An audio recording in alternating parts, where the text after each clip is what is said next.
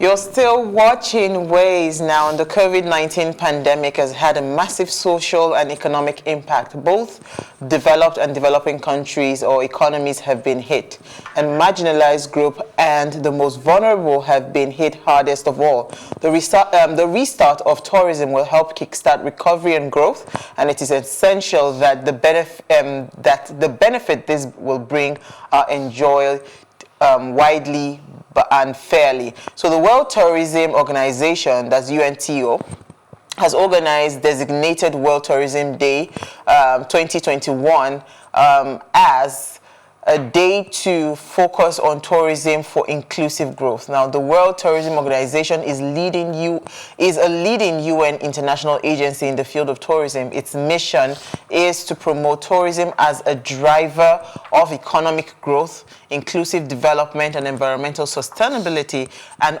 offers leadership and support to the sector in advancing knowledge and tourism policies worldwide. So we're going to be dwelling more on tourism today, especially because we have a guest with us. But quickly, what do you think about, when you hear the word tourism, what comes to your mind? Elsie, you go first. I'm sad because this is today is 27th of September, right? I have not traveled this year. So it's just dawning on me that I'm actually sad. That's how I feel about today.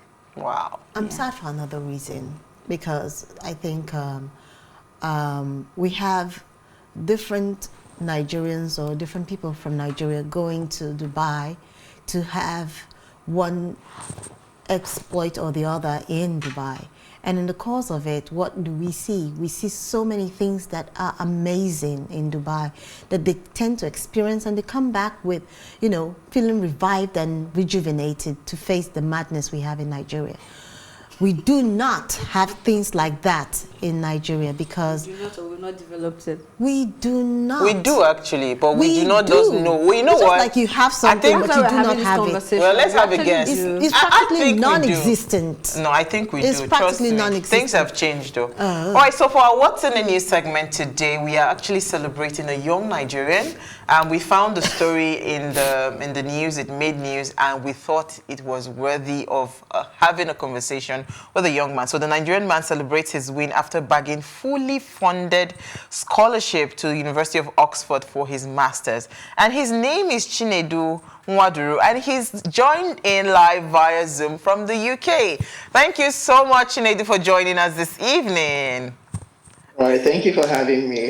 It's an honor to be here. I'm super excited to have you because, first of all, Ways is a show that is geared towards young minds. We want to see and help give hope to people for possibilities. Everything can happen. I mean, it's one thing for you to have a scholarship, but it's another thing for you to have a fully funded scholarship. It means that zero kobo you do not need for this journey that you've embarked on. Congratulations, first of all. I would like to ask, starting the conversation, how did this happen? Where did it start from? Because, I read it just January here. That was when you applied. And all of a sudden, you're already in the UK about to start your master's. Tell us the story.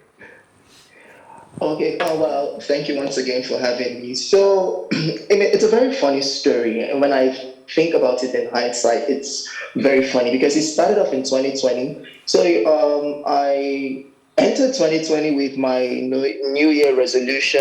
I was going to take my board exams, move out. I had a very structured plan. In fact, I was going to pat myself on the back that 2020 was the year that I made a perfect resolution.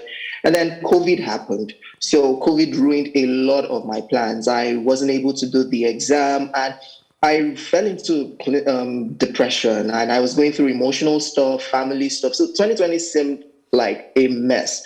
And towards November 2020, I just told myself, enough with the whole self-pity, blaming COVID, and just telling yourself that everything that happened was because of COVID. Yeah, fine, COVID, global pandemic, but seize the opportunity, take control of what you can control. And the other thing that you can't control, let the universe handle it. And so I just decided, all right, I'm going to pick up my Oxford application because it was something that I was going to do prior in my well-structured plan, but then it didn't just happen. So I just picked it up, dying minute. All the scholarships had closed. So I literally was putting all my eggs in one basket, and I rallied around, got my lecturers to write letters of reference for me. And the deadline for the submission was January 8th of 2021. I submitted January 6th. Wow. So, I mean, it was a fiasco, trust me. And then, I was just, I had a friend. Okay, so I had a friend who had gone there prior, and then he had this particular scholarship. So I was just dreaming. I mean, it sounds silly, but that was it. I literally put all my eggs in one basket, and I was just hoping that I was going to get a scholarship. Fast forward, I got called for the interview. I sat on the panel. I mean, they asked questions. They said they were impressed with my my performance at the application. And so I asked them, okay, hey, please, when they say, do you have any question? I was like, please, do you have any money for me? Because I am just in Nigeria. Like, I cannot fund myself. And they were like, oh, it's really out of their hands. That, yeah, I had done very well, but that their job was, after the interview, they were going to, prioritize and look at the performance scale, and then they will nominate students for scholarship. Usually they will nominate to the faculty, and then the faculty will make the final decision. So I just said, okay, fingers crossed. At the end of January, I got my certificate of offer that, I'd been given a place in the program. So yay, but then it was, okay, where's the money? And then I asked my course administrator, please, don't forget me. I still need money. And then she was like, yeah, by April, that the list of students who have been successful with the scholarship was going to be out, but that they, on their part, had nominated for scholarship, which is a big deal because you need to be nominated. If you're not nominated, you can't get any scholarship. So I was like, okay, fine. It means I had done well. And then April came, and then I was like, have you forgotten me? Please, I'm here. And then the lady goes on to say, dear Chinedu, we're sorry. The list of scholarship, blah, blah, blah, has come out. And unfortunately, you didn't get it. Wow. Yeah. That was, I was at the hospital that day. I was on rounds because I'm a medical doctor. I broke down, like legit. I cried in front of my patient. Like she didn't even know what was going on. Wow. Like I was just like, what is wrong with you, man? And I was just like, the tears. I just had to excuse myself because, I mean, how do you say you almost got into Oxford? It's not like you can put it on your CV. I got into Oxford, but I did not go. I mean, how do you marry that? So, I mean, and then I remember sending a bitter email, well, an emotional email rather, to my course administrator. I was crying, selling myself, please help me. I'm passionate. I will do this. I will do that. And the man just replied with the same thing that, they're sorry because of COVID, there was lack of funds. And so I was just like, okay, you know what, I give up. And I should look for external sources. And I was just like, you know what, there were no other scholarships available. So I just resigned to faith, and I was like, you know what, maybe Oxford is just one of those opportunities that you came close, but you never, got to realize it. And on the 11th of May, exactly a week after my birthday, lo and behold, the most prestigious of them all sends me an email. Well, sequel to your performance, blah, blah, blah, yodi, yodi, yodi. You've been awarded a fully funded scholarship. Divine intervention. That is divine intervention. Honestly. That was it. So, I mean, I rolled out from my bed and I just kept thanking God because, I mean, how do you explain going from a zero scholarship to, my friend kept encouraging me but, all this thing is word of mouth. If you don't get it, if it's not tangible, it's just word of mouth. So, fast forward from April, September, I'm here in Oxford. Yeah. Wow. Yeah. Congratulations so quickly. I actually want to ask, I know, yes, it is divine and it's a miracle.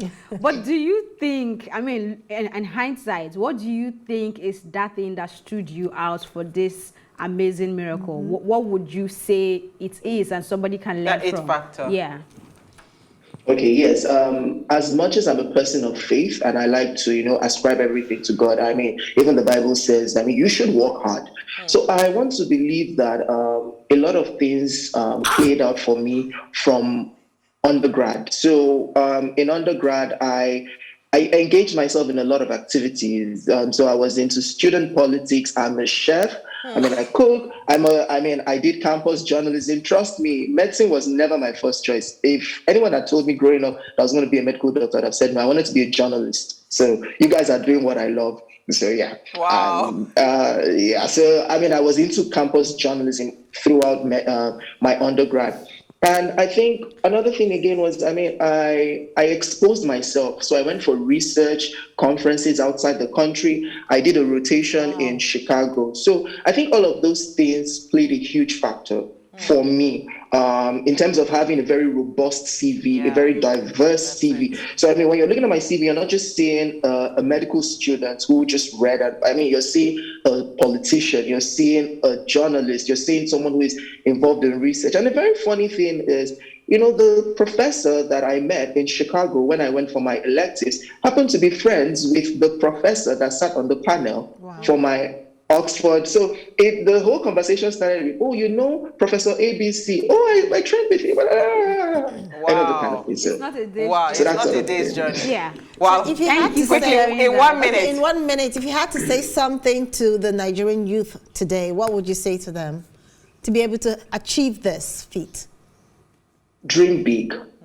I mean, if there's anything I've learned, dream big. And I'll just draw from one example. I mean, in med school, I wanted to go to Chicago for my electives. A lot of people told me, in fact, from family, they told me, no, why don't you just stay in Nigeria and whatnot? And I just told myself, I mean, I want more from life.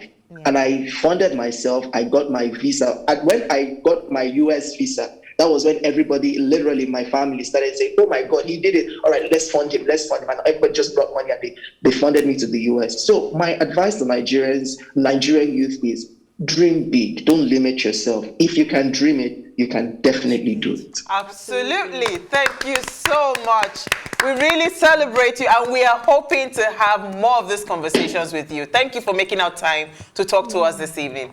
All right, so on that note, we'll take a break. When we come back from the break, today is World Tourism Day. Let's look for opportunities within Nigeria. Stay with us. We'll be right back.